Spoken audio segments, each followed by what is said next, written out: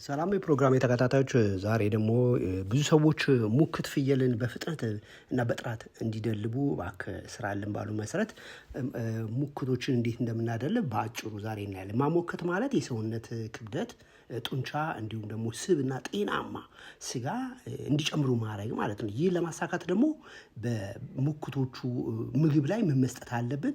ፕሮቲን፣ ቫይታሚን፣ ኃይል ሰጪ እና ማዕድናትን በደንብ የበለጸጉ መስጠት መቻል አለብን። የማሞከት ዋና ንጥረ ምግቦች አብዛኛው ስናያቸው ኃይል የሚሰጡ መኖች አሉ። ከነዚህ ውስጥ ምንድነው አንዱ በተለያየ ጊዜ እንደነገርኳችሁ በቆሎ ነው። በቆሎ ተፈጭቶ ያው የበቆሎ ደረጃ አለ፣ ግን መካከለኛ ደረጃው በቆሎ በደንብ አስፈጭተን ስንዴ ብራና፣ ገብስ፣ ማሽላም ይሆናል የሸንኮራ አገዳ ሞላሰስም ብናደርግላቸው በአንድ ጊዜ ኃይል ሰጪ ነገሮችን ከውስጡ ያገኛሉ ማለት ነው። በሁለተኛ ደግሞ የምናደርገው ምንድነው ፕሮቲን የሚሰጡ መኖችን ጡንቻቸው እንዲያድግ ያደርጋል። ፕሮቲኖች በአብዛኛው ከዚህ ውስጥ ማን አለ? ፋጉሎ አለ፣ ኑጋ አለ፣ አኩሪ አተር አለ፣ የምስር ገለባ አለ፣ የባቄላ አለ። በተለይ ደግሞ አልፋ እና እንዲሁም ደግሞ ኤሌፋንት ግራስ በጣም አሪፍ ነው። ሳይሌጅ እጅግ በጣም አሪፍ ነው። በሶስተኛ ደግሞ አረንጓዴ መኖ የምንላቸው አሉ፣ እንደ ናፔር፣ እንደ የማሽላ ቅጠል፣ የበቆሎ ቅጠል፣ የባቄላ ተረፈ ምርት። እነዚህ ነገሮች በሙሉ በጣም በፍየሎች እርባታ ላይ በጣም አስፈላጊ፣ ሰውነታችሁ ቶሎ እንዲደልብ ቁመት ኪሎ በደንብ እንዲጨምሩ ያደርጋል። ማዕድን የምንላቸው ላይ ደግሞ የዚህ ሚኒራል አሉ እና በተለይ በፈለጉት ሰዓት በፈለጉት ደቂቃ በፈለጉት መጠን ደግሞ ምን መውሰድ አለባቸው? ውሃ መሰጠት አለባቸው። በተጨማሪ እድገታቸውና የምግብ ፍላጎታቸው እንዲሻሻል ደግሞ የቀን አመጋገብ ፕሮግራም ላይ ማውጣት አለብን። በቀን አመጋገብ ላይ ምን ማድረግ አለብን? ጠዋት አረንጓዴ መኖ መስጠት አለብን፣ ንጹህ ውሃ። አረንጓዴ መኖ ከሌለን ልክ አሁን እየበሉ እንዳሉት ደረቅ ሳር መስጠት መቻል አለብን። ይሄ በጣም አስፈላጊ። ቀትር ላይ ደግሞ እነዚህ ፕሮቲን ይዘት ያላቸውን ለምሳሌ እንደ በቆሎ ቅድም እንደነገርኳችሁ ወደ 40 ኪሎ ይፈልጋሉ። የስንዴ ብራና እስከ 25-30 ኪሎ ይሰጣቸዋል። ኑግ 20% ይሰጣል። እንዲሁም ደግሞ ገብስ ደግሞ የገብስ የተቆላ ገብስ ወይም ደግሞ የታመሰ ይሄ ደግሞ እስከ 10% ይፈልጋሉ። ማታ ደግሞ ደረቅ ሳር፣ ምክንያቱም ደረቅ ሳር ወይም ደግሞ እርጥብ ሳር እንደምታዩቸው አሁን መሬት ላይ ተኝተው ምን እያደረጉ ነው? የፀሐይ ብርሃን እየሞቁ ነው። ምግባቸውን ከበሉ በኋላ የፀሐይ ብርሃን እጅግ በጣም ለሰውነታቸው ለምግብ ውህደት መፋጠን በጣም አስፈላጊ ነው። ስለዚህ ማታ ላይ ደረቅ ሳር ከሰጠናቸው በኋላ ተጨማሪ ደግሞ ቅጠላቅጠል እንሰጣቸዋለን። ምን ቅጠላቅጠል አለ? የኮባ መጠቅለያ አለ፣ የሙዝ መጠቅለያ አለ።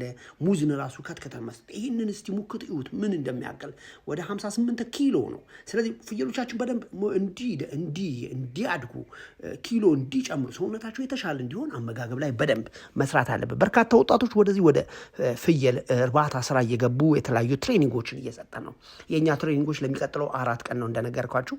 በቀላሉ መታችሁ መሰልጠን ትችላላችሁ። በሶስተኛ ላይ የምናያችሁ ምንድነው ፍየሎች በፍጥነት እንዲሞክቱ የሚረዳቸው ብዙ መመገብ አይደለም። በቀን 3 ጊዜ ከመገብናቸው በቂ ነው። አንዳንድ ጊዜ ብዙ በመገብ ጊዜ በተለይ ጨጓራቸው ሊጨነቅ ይችላል፣ ተቅማጥ ሊመጣ ይችላል ማያውቁ ስለሆነ። ስለዚህ በቀን ጠዋት፣ ምሳ፣ ራት በደንብ ከመገብናቸው በቂ ነው። እዚህ ላይ ግን ምን መስጠት አለብን? ጥሩ የፀሐይ ብርሃን ወስደው መንቀሳቀስ መቻል አለባቸው። እንዲሁም ደግሞ ንጹህ ውሃ በደንብ መስጠት መቻል አለብን። ንጹህ ውሃ ለሰውነት እድገት፣ ኪሎ መጨመር፣ ለምግብ ውህደት በጣም አስፈላጊ ነው። ስለዚህ ድንገተኛ የመኖ ለውጥ ግን ካደረግን ብዙ ጊዜ ፍየሎች ብዙ ጊዜ ሊያማቸው ይችላል። የመኖ ለውጥ ቀስ በቀስ ምን ያመጣል? የሆድ ችግርን፣ ተቅማጥን እንዲሁም ከቁጥጥር የሆነ ተቅማጥ ሊያመጣ ይችላል። ያ ደግሞ እስከ ሞት ያደርሳቸዋል። ስለዚህ ሁልጊዜ መስጠት አለብን፣ ጥንቃቄ የተሞላው እንቅስቃሴያቸውን በደንብ ማየት አለብን። የማይንቀሳቀስ አለ፣ ለብቻው ገለል ያለ አለ፣ የሚስል አለ፣ የሚያስነጥሰው አለ፣ የሚያነክስ አለ፣ ተቅማጥ የያዘው አለ ወይ ብለን የምግብ ለውጥ ላይ ቶሎ ክትትል ማድረግ አለብን። ምግብ ለውጥ ላይ እንደነገርኳችሁ ቀስ እያደረግን ነው ማለማመድ ያለብን። በተለይ የመጀመሪያው መኖ 80%፣ የበፊቱ መኖ ይቅርታ የበፊቱ መኖ 80%፣ አዲሱ መኖ 10% ወይም 20%፣ ቀጥሎ ደግሞ የመጀመሪያው መኖ 60%፣ ቀጥሎ ደግሞ 40%፣ ቀጥሎ ደግሞ 60% የበፊቱን፣ አዲሱን ደግሞ 30% እያደረግን ማለማመድ አለብን እንጂ በአንድ ጊዜ ስንቀይር የምግብ ውህደት፣ የምግብ ችግር፣ ቁንጣን፣ ብሎቲንግ፣ አሲዶሲስ ሲከሰትና ያ ደግሞ ለተለያየ የጤና ችግር ይዳረጋቸዋል። በመጨረሻ ላይ የምናየው ምንድነው? የጥገኛ ቁጥጥር፣ የተለያዩ ትራቶችን በየአንድ ወር ከ2 ሳምንት በየ3 ወሩ የትላትል ማስወገጃ መድኃኒቶችን ለፍየሎቻችን መስጠት አለብን። ለምንድን ነው ይህንን የምንሰጣቸው? ኪሎቸው እንዲጨምርና እነዚህ ፓራሳይቶች ከሰውነታቸው ውስጥ መወገድ ስላለባቸው ነው።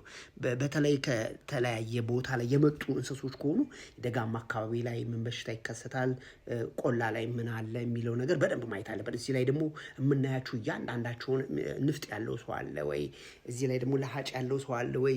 ምክንያቱም ቤት ውስጥ በአንድ ቦታ ላይ ሲታፈኑ ወጥተው የፀሐይ ብርሃን ሲሞቁ ዘርዘር ይላሉ። አንድ ቦታ ላይ ግን ስናያቸው አይኑ ያበጠ አለ፣ ማየት አለብን። በተለይ አይናቸው ላይ የተለያዩ የበሽታ ችግሮች ሲኖሩ በቀላሉ የምናያቸው በምንድን ነው? በተቅማጥ፣ በአይን፣ በአፋቸው ይቆሰላል፣ ምላሱ ይቆሰላል፣ እግሩ ይቆሰላል ወይ ብለን በደንብ መከታተል አለብን። ወደ ዋናው ስንገባ በጣም የሚያፋጥን የመኖ ለውጥ በጣም ማየት ያለብን በጣም የሚያፋጥኑ መኖች በቆሎ ምን ጋር ተቀላቅሎ ከኑግ ፋጉሎ ጋር፣ የስንዴ ብራና ከምን ጋር ተቀላቅሎ ከሞላሰስ ጋር፣ አልፋም እንደ አኩሪ አተር፣ እንደ ሽምብራ፣ እንደ ምንድን ስሙ የባቄላ ገለባ፣ እነዚህ በጣም አስፈላጊና ፍየሎቹ ሙክቶቹ በአንድ ጊዜ እንዲደልቡ ያደርጋል። እዚህ ላይ ሙክቶች ለማድረግ የመጀመሪያው ስራ መኮላሸት አለባቸው። ወንዳዊ ባህሪያቸው ወይም ይሄ የማስኩሊን ባህሪያቸውን ማሳጣት አለብን። ያን ካረግን ነው ያ በጣም በተለምዶ የሚሰሩት ሳይሆን በቀላሉ ነው። በሚቀጥለው አንድ ቪዲዮ ላይ የሰራ ነው አለ አንድ እርባታ ላይ እንዴት አድርገን እንደምናኮላሻቸው በቦርድ ይዞ የምንለው መሳሪያ አለን። በዛ 1 ደቂቃ አይፈጅም። እንስሶቹ ምንም አይነት ስሜት አይሰማቸውም። ስለዚህ ያንን በጥንቃቄ መስራት መቻል አለብን። ከዛ በኋላ ነው ወደ ማኮላሸት የምንሄደው። ጥንቃቄ ማድረግ ያለብን እዚህ ላይ ምንድነው? ብዙ ኃይል እና መኖ በድንገት መስጠት የሆድ አሲዶሲስ እንዲጨምር ያደርጋል። የሆድ መነፋት፣ እንዲሁም ደግሞ ያልታሰበ መኖ ማታ ላይ አብልተናቸው የሄድነው ድንገት መኖ ስንቀይር ግን ሞተው ሊጠብቁን ይችላሉ። ስለዚህ ድንገት የሆነ የምግብ ለውጥ ብዙ ጊዜ በሙክቶች ላይ ማድረግ የለብንም። ይሄ ደግሞ በጣም ሊጎዳ ይችላል። የሙክቶች ፍየሎችን በምናሞክትበት ገት የ30 ቀን የማደለብ ፕሮግራም አለ። በኪሎ የተመጣጠነ መስጠት፣ እርካሽ የሆኑ በአካባቢው ያሉ ተረፈ ምርቶችን የወፍጮ ቤት ከአርብቶ አደሩ ከገበሬዎች ያሉ የማሽላ፣ የበቆሎ፣ የጓያ፣ የምስር እነዚህ መስጠት እና ሙክት ፍየሎችን ቫይታሚን በደንብ ፕሮግራም አድርጎ መስጠት፣ ልክ እንደ የተለያዩ አንቲኤልሜንቲኮች የውስጥ ጥገኛ ማስወገጃ ትላትሎችን በኪሎቸው መሰረት እንደምንሰጠው ይህንንም ደግሞ ምን ማድረግ አለብን? በደንብ በአግባቡ መስጠት መቻል አለብን። ፕሮቲኖች ምን ያህል ፐርሰንት ይፈልጋሉ የሚለውን በደንብ ማወቅና መረዳት መቻል አለብን። ስለዚህ እዚህ ላይ የምናያቸው ምንድነው? እነዚህ ሙክቶች ያላቸውን ጤናማ ሁኔታ፣ አንድ ሙክት ለማደለብ ምን ያህል ጊዜ ይፈጅብናል? 1 ወር ይፈጃል ወይስ ደግሞ አንዳንድ ቦታ ላይ በደንብ ደግሞ በቀን 3 የከመገብናቸው በአጭር ጊዜ በ1 ወርም ልናደልብ እንችላለን። አመጋገብ ሂደታችን ላይ ግን በቀን 2 የምናመግባቸው ከሆነ ብዙ ጊዜ በሰውነታችሁ ውስጥ ያሉትን የተለያዩ የፋት መጠንን ለመራሃብን ለመከላከል ስለሚጠቀሙባቸው ምን ይሆናሉ? ቶሎ አይደልቡልንም። 3 ወርም ስናራዝመው እንደዚሁ ወጪው በጣም ይጎዳናል። ስለዚህ ሙክቶችን ስናደልብ መስጠት አለብን። በቀን 3 ጊዜ መመገብ አለብን። ግን ደግሞ ምን ማድረግ አለብን? አመጋገብ ላይ ትኩረት መስጠት መቻል አለብን። የሚበሉትን ምግብ እዚህ ላይ ለምንድን ነው የለየናቸው? አንዳንድ እንስሶች ገለል የሚሉ የተለየ ስሜት የምናይባቸው ካሉ፣ የምግብ ፍላጎታቸው ወረድ ያሉ ካሉ የበሽታ ስርጭት ሊኖር ስለሚችል ለብቻዋ አንዲት ገለል ያለች ሰርተን አጠር አድርገናታል። ያ ለምንድን ነው? አንደኛ እንስሶቹ ከጤናማ እንስሶቹ ጋር እንዳይገናኙና በሽታው በቀላሉ እንዳያስተላልፉ፣ የታመሙትን ደግሞ ሁልጊዜ መስጠት አለብን። የእንስሳት ሐኪሙ ዶክተሩ ሲመጣ እያሳወቀን ሕክምና መስጠት መቻል አለብን። ይህን ስናደርግ ምን ይሆናል? ፋርማችን ውስጥ በቀጥታ የበሽታ ስርጭት እንዳይተላለፍ ያደርጋል። ፍየሎቻችን ቀጥታ የመድኃኒት ወጪ ይቀንስልናል፣ የሞት መጠን ይቀንሳል። ቶሎ የሚደልቡበትን ጊዜ ደግሞ በአጭር ጊዜ እንዲሆን ያደርጋል። ረዥም ጊዜ የሚደልቡ ከሆነ በአሁኑ ሰዓት ያለው የመኖ ወጪ ከፍተኛ ስለሆነ ምን ያደርጋል? ወጫችን በጣም ይጨምራል። ወጫችን ደግሞ እንስሶቹ በጨመረ ቁጥር ተላላፊ በሽታዎች ይመጣሉ። ተላላፊ በሽታዎች በመጡ ቁጥር ደግሞ የሙክቶችን የምንሸጥበት ወቅት ሊያልፈን ይችላል። ስለዚህ ሁልጊዜ መስጠት መቻል አለብን። በአጭር ጊዜ እንዲደልቡ ማድረግ አለብን። ስለዚህ ሰውነታቸው መግዛት አለብን። ሙክቶችን ስንገዛ ሰውነታቸው፣ አቋማቸው ረዣዥሞችና ንቃት ያላቸው፣ እድሜያቸው ደግሞ ከ3 ዓመት ከ4 ዓመት ከ5 ዓመት ድረስ የደረሱ መሆን አለበት። ብዙ ጊዜ ከ5 ዓመት በላይ ሲሆኑ ምን ይሆናል? ስጋቸው ወይም ደግሞ ቴንዳንስ የምንለው ጅማታቸው ብዙ ጊዜ ምን ይሆናል? ጠንካራ ይሆናል። መስላቸው በሙሉ ጠንካራ ይሆናል። ምንም እንኳን ከፍተኛ ክብደት ከፍተኛ ስጋ ቢኖራቸውም ለደንበኞች ግን ብዙ ጊዜ አይታኘክም። ስለዚህ የምንገዛቸው የምናሞክታቸው ፍየሎች 3 ዓመት ተኩል እስከ 5 ዓመት ወይም 5 ዓመት ተኩል ባያልፉ ይመከራል። እንደምታውቁት የአንድ የፍየል እድሜ እስከ 13 ዓመት 14 ዓመት ይሄዳል። ግን ብዙ ጊዜ ፍየሎችን ስናይ ጥንቃቄ ማድረግ አለበት። እዚህ ላይ ምንድነው ለደንበኞቼ ስልጠና መጥተው በየቀኑ የምንሰጠው የፍየሎችና የበጎች እርባታን የስልጠና ስለምንሰጥ ሰልጣኞቼ ጋር አሁን ተገኝቼ እያንዳንዳቸው ሙክቶች እንዴት መመገብ አለብን፣ እንዴት ማብላት አለብን፣ እንዴት ማጠጣት አለብን፣ አንድ በሽታ ከመከሰቱ በፊት ምን አይነት ጥንቃቄ ማድረግ አለብን። ብዙ ጊዜ አንዳንድ አካባቢ ላይ ደረቅ ሳር አለ፣ አንዳንድ ቦታ ላይ ደግሞ ደረቅ ሳር የለም። ስለዚህ ደረቅ ሳር የሌለበት ቦታ ላይ በአካባቢው ያለው ምግብ ማብላት አለብን። እዚህ ላይ ሙክቶቹን ሳበላ ምንድነው ይህንን ያዘጋጀነው ለምንድነው? አንደኛ ፍየሎቹ እንዳይረግጡት፣ ሁለተኛ ደግሞ ሲንጠራሩ ተፈጥሮ ላይ ያሉ እንዲመስላቸው ማድረግ አለብን። አሁን ምንድነው የማታ ፕሮግራም ላይ ራታቸውን እያበላናቸው ነው። ራታቸውን ከመብላታቸው በፊት ምን ማድረግ አለብን? መጥፎ ስሜት የተሰማው ሙክት አለ፣ ሁሉም ጥሩ ናቸው፣ ምቾት ያልተሰማው አለ፣ ሆዱ የተነፋ አለ። ጤናማ ሂደትን በደንብ መከታተል አለብን። በተለይ ቅድም ያሳየዋቸው ለብቻቸው ገለል ብሎ የነበሩት ሙክቶች አሁን ቀላቅለናቸዋል። ስለዚህ እያንዳንዳቸው ሙክቶች ደግሞ ስናይ ምን ማየት አለብን? እውነት ለውጥ መጥቷል ወይ? ኪላቸው ጨምሯል ወይ? የሰጠናቸው ምግብ በፍላጎት እየበሉት ነው? ይህ አሁን እየሰጠናቸው ያለውን ይህንን ደረቅ ሳር ለምንድን ነው በማታ ፕሮግራም ላይ በረዥም ሰዓት ባበላናቸው ቁጥር ሌሊቱ ረዥም ስለሆነ በሰውነታቸው ውስጥ ያለውን ፋት ሲርባቸው እንዳይጠቀሙ ምግብ ማብላት አለብን። ይህን ምግብ ስናበላቸው ሰውነታቸውን ተኝተው ምን ያደርጋሉ? እረፍት ላይ ሆኖ ያላምጡታል። መልሰው መላልሰው ያመነዝሃሉ። መልሰው መላልሰው ሲያመነዙ ምን ይሆናል?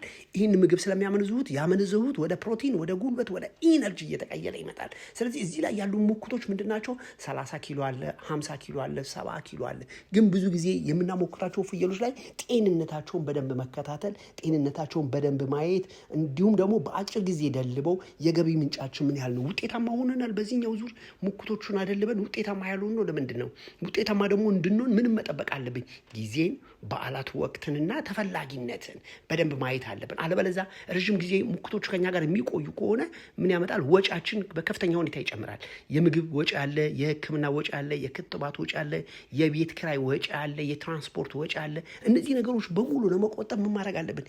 የምናሞክትበት ሰዓት አጭር ጊዜ መሆን መቻል አለበት። ቅድም እንደነገርኳችሁ ከ1 ወር ከ15 ቀን ብዙ አይበልጥ።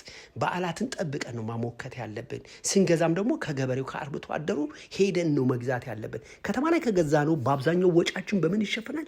በግዢ ገንዘብ ያልቃል።